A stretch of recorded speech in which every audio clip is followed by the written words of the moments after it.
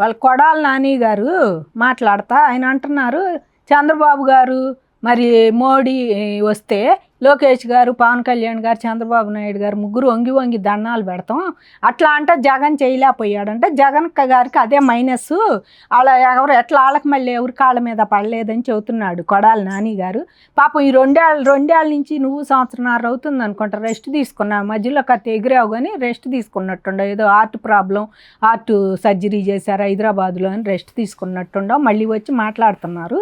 వీళ్ళకి చెప్పేది పడి దండాలు పెడతాం మైనస్ అయితే ఢిల్లీ ఎందుకు పోయాడయ్యా? 1008 సార్లు పోయాడు. ఎప్పుడు అధికారంలో ఉండగా ఢిల్లీ పోయేవాడు. ఢిల్లీ పోయి జగన్మోహన్ రెడ్డి ఏం సాధించాడు? ఇవాళ కేంద్ర సంస్థలు ఎయిమ్స్ వచ్చినా మరి ఇంకోటి ఇవి వచ్చినా సరే, ఈ బ్యాంకులు వస్తున్నాయి, మరి ఎన్ఐడి వచ్చింది, ఇంకా చాలా ఉన్నాయి కేంద్ర సంస్థలు. ఇవన్నీ కూడా తీసుకొచ్చింది ఎవరు? ఇవన్నీ వస్తున్నాయి. ఇవాళ ఇక్కడికి వచ్చింది మరి అది ఒక్క కేంద్ర సంస్థ అన్న తెచ్చాడా? మోడీ గారి దండం పెడతాం కాదు, దండం పెడతాను కానీ ఎట్టన్నా కానీ వచ్చినాయా లేదా అమరావతికి? కేంద్ర సంస్థలు ఎన్ని వచ్చినాయి? ఇవాళ నీ ఇష్టం వచ్చినట్టు మీరు నోర్లు బారేసుకోవటం, ఎట్టబడితే అట్ట మాట్లాడతాం. అదేమంటే మాట్లాడిన వాళ్ళు మేము వస్తే మీ తడాక చూస్తామంటే ఇది మీకు పరిపాటి అయిపోయింది. మేము ఒకటే చూస్తున్నాం, జగన్మోహన్ రెడ్డి గారు ఢిల్లీ ఎందుకు పోయాడని సార్లు, ఎప్పుడు కేసు అన్నా, ఎప్పుడు అవినాష్ రెడ్డిని అరెస్ట్ చేస్తున్నారన్న బాటమే, ఇంకొకరిని అరెస్ట్ చేద్దాం కేసులు రావటం ఆలస్యం, గబా ఢిల్లీ పోయేవాడు. మరి అప్పుడు ఎవరి కాళ్ళ మీద పడేవాడు? అమిత్ షా గారి కాళ్ళ మీద, లేకపోతే మోడీ గారి కాళ్ళ మీద? వీళ్ళు ఇంకా వంగన్న దండాలు పెడుతున్నాను, వంగి కాళ్ళే పట్టుకో. మీ నాయకుడు మీ విజయసాయి రెడ్డి గారు వంగి కేసీఆర్ కాళ్ళకు మొక్కాడు ఒకసారి పోయి. మీరందరూ ఎవడి కాళ్ళు అయినా పట్టుకోవచ్చు, మీకు నయం అంతే. నువ్వు కేసీఆర్ అందుకే మూలన కూర్చుంది ఆంధ్ర వాళ్ళని, ముఖ్యంగా చంద్రబాబు నాయుడిని, పవన్ కళ్యాణ్ ఇట్లాంటి వాళ్ళని తిట్టే మీరిద్దరు, నువ్వు ఒక మూలన ఆయన ఒక మూలన ఫామ్ హౌస్లో ఆయన కూర్చొని మీ చెల్లెళ్ళను వదిలారు బయటకు. ఆమో పార్టీ ఏమో పార్టీ పెట్టానని పేరు పెడతాం. తిట్టేది కూడా మీరు కూడా చంద్రబాబు నాయుడిని, మీ చెల్లెళ్ళు తిట్టేది కూడా వాళ్ళనే. అంటే మీరు అందరూ కలిసి కుటుంబం డ్రామాలు వేసుకుంటా, ఈ పనులు చేసుకుంటా, పొద్దుగూకులు తిట్టడం చేసేవాడిని కూడా. ఇవాళ తిన్నారు, మాకు ఇక్కడ పనులు చేస్తున్నారు, మాకు కంపెనీలు వస్తున్నాయి, అది ఆనందం. మరి ఏది మీ భాషలో తిన్నా ఏది? ఒక కంపెనీ తెచ్చావా? పోనీ ఒక దానికి నీళ్ళు ఇచ్చావా? ఒక ఏరియాకి ఏమన్నా నువ్వు నీళ్ళు ఇచ్చావా? నువ్వు ఉండప్పుడు ఎన్ని ఉండయి? ఉత్తరాంధ్ర నువ్వు ఇవాళ మొత్తుకుంటున్నాడు కదా బొత్స సత్యనారాయణ, మరి ఉత్తరాంధ్రలో ఎన్ని ఉండయి? అక్కడ వంశధార, సుజల స్రవంతి, వీటన్నిటికీ ఏమన్నా నీళ్ళు ఇచ్చాడు ఆయన? నీళ్ళు మొత్తం ఆ ప్రాజెక్టులు ఏమన్నా చేశారా కూస్తాన్నా? అది లేదు. పైపెచ్చు మీరే రాయలసీమలో చిత్తూరులో మొన్న చంద్రబాబు గారు పోయి దానికి నీళ్ళు వదిలాడు, అది మీరు ఇవ్వలేదు కదా.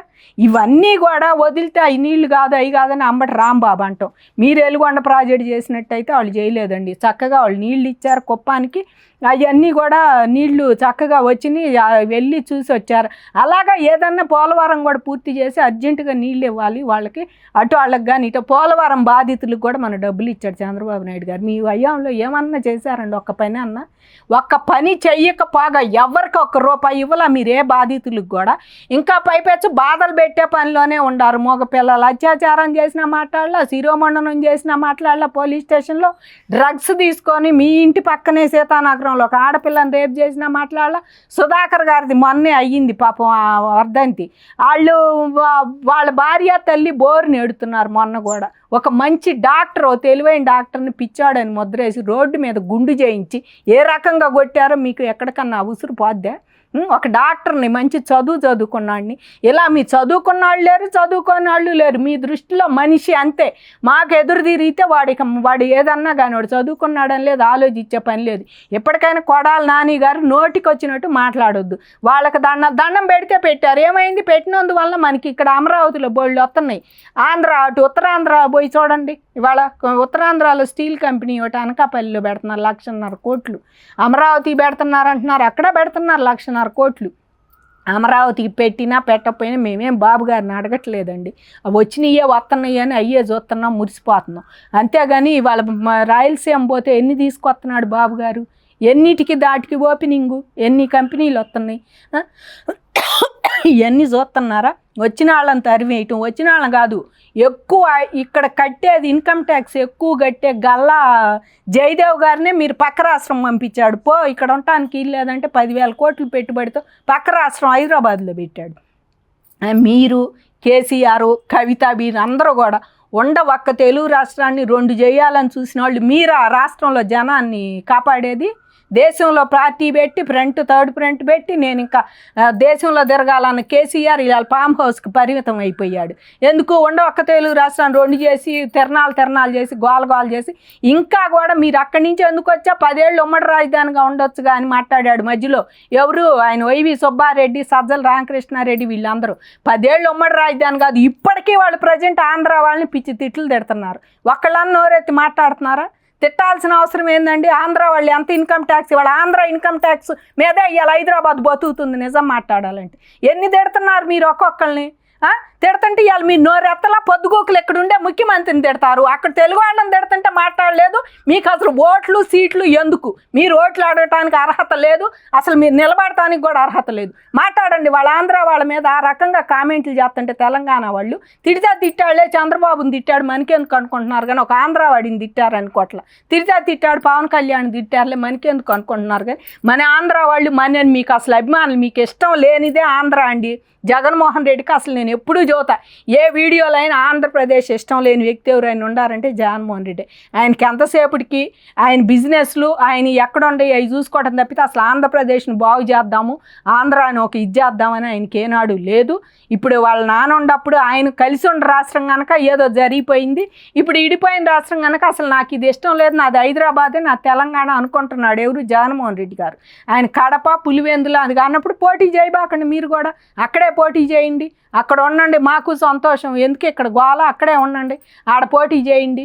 కేసీఆర్ మీద చేస్తావో, రేవంత్ రెడ్డి మీద చేస్తావో, ఇప్పుడు కవిత కూడా లైన్లోకి వచ్చింది, ఆమె మీద చేస్తావో, ఇంకా బీజేపీ వాళ్ళ మీద చేస్తావో అక్కడే చెయ్యి. అంతేగాని మీ ఇష్టం వచ్చినట్టు మాట్లాడతాం, పక్కన తెలుగు వాళ్ళని తిడుతున్నా కూడా తెలుగు వాళ్ళని పౌరుషం లేకుండా కూర్చోవడం మీకు చెల్లింది. ఆంధ్రుల ఆత్మ గౌరవం ఏమైపోద్దా? మన ఆంధ్ర వాళ్ళని తిడుతున్నాను మీకు ఒక్కళ్ళకి లేదు. పైపెచ్చి వంగి దండాలు పెడతామంటే మోడీ గారు కేంద్రం నుంచి నిధులు ఇవ్వాలి, వంగి దండాలు పెట్టకపోతే యాజ్ ఏ ప్రధానమంత్రిగానే ఆయన గౌరవం ఇవ్వాలి కదా, ఇవ్వాలి కాబట్టి దండాలు పెడతారు వంగి. ఇవాళ ఆయనే వచ్చాడు వాళ్ళ ఇళ్ళకి, దానికేమంటారు? ఆయనే వచ్చాడు, చంద్రబాబు గారి ఇంటికి వచ్చాడు, పవన్ కళ్యాణ్ గారి ఇంటికి వచ్చాడు హైదరాబాదు. ఏంది దేవుని ఇష్టం వచ్చినట్టు మాట్లాడతాం?